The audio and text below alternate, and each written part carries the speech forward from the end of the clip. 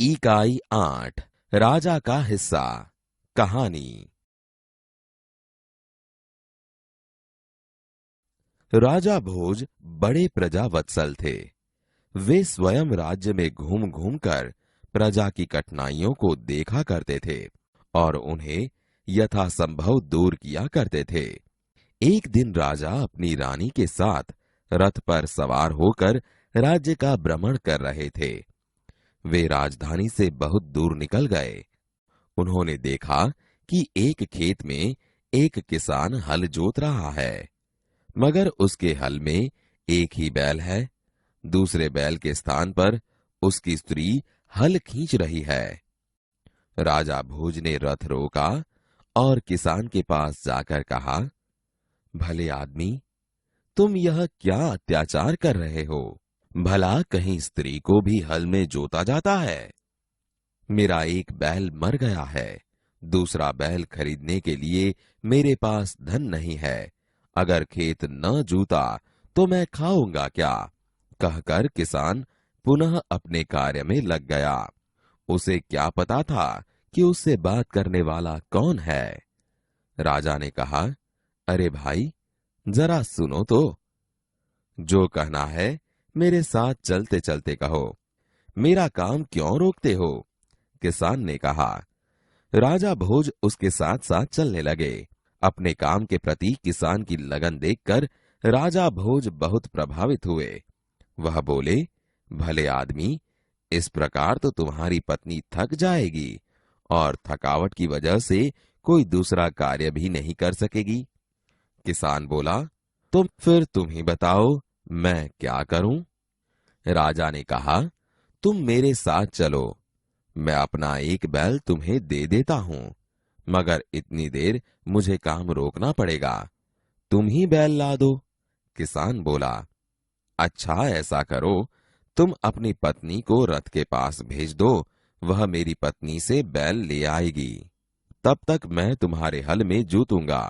राजा ने कहा। किसान इस बात पर राजी हो गया। राजा भोज हल में जुत गए और किसान की पत्नी रथ के पास चली गई।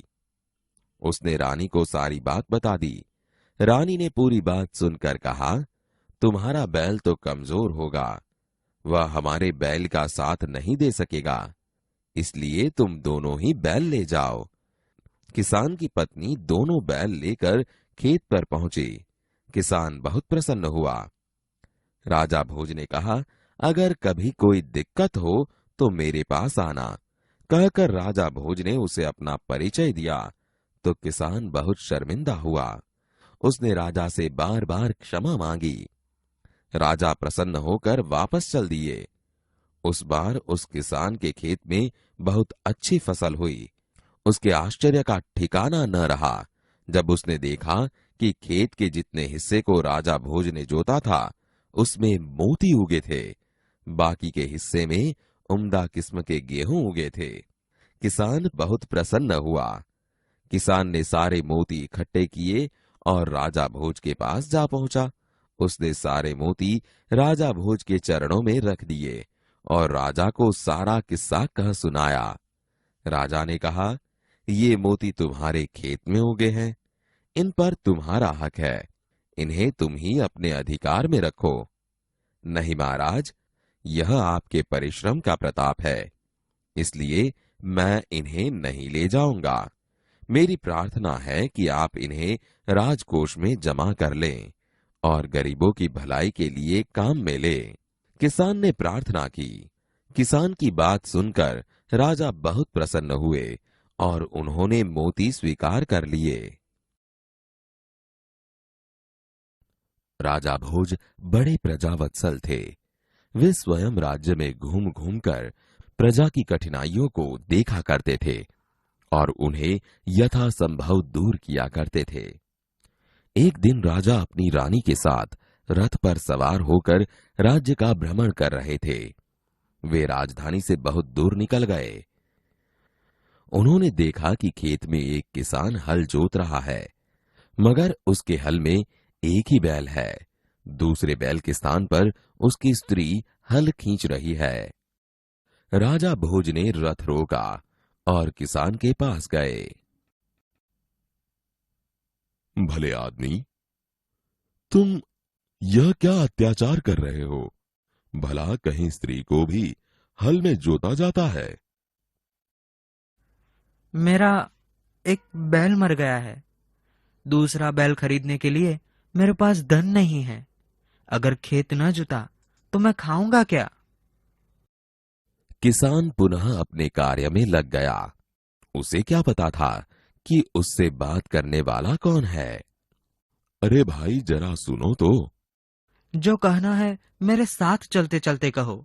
मेरा काम क्यों रोकते हो? राजा भोज उसके साथ साथ चलने लगे। अपने काम के प्रति किसान की लगन देखकर राजा भोज बहुत प्रभावित हुए। भले आदमी, इस प्रकार तो तुम्हारी पत्नी थक जाएगी और थकावट की वजह से कोई दूसरा कार्य भी नहीं कर सकेगी।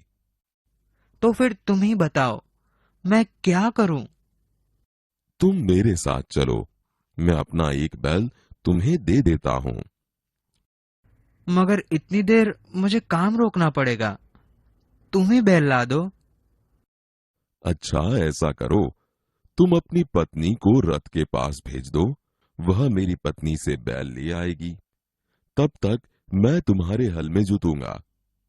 किसान इस बात पर राजी हो गया।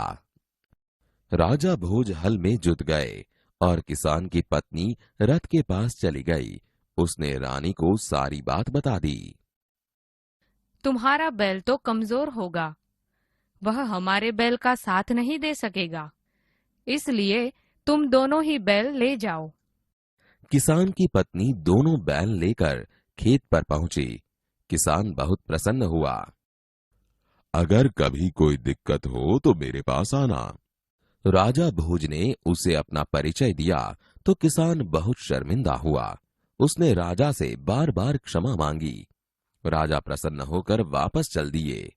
उस बार उस किसान के खेत में बहुत अच्छी फसल हुई। उसके आश्चर्य का ठिकाना न रहा जब उसने देखा कि खेत के जितने हिस्से को राजा भोज ने जोता था उसमें मोती उगे थे। बाकी के हिस्से में उम्दा किस्म के गेहूं उगे थे। किसान बहुत प्रसन्न हुआ। किसान ने सारे मोती इकट्ठे किए और राजा भोज के पास जा पहुंचा। उसने सारे मोती राजा भोज के चरणों में रख दिए और राजा को सारा किस्सा कह सुनाया। ये मोती तुम्हारे खेत में उगे हैं, इन पर तुम्हारा हक है। इन्हें तुम ही अपने अधिकार में रखो।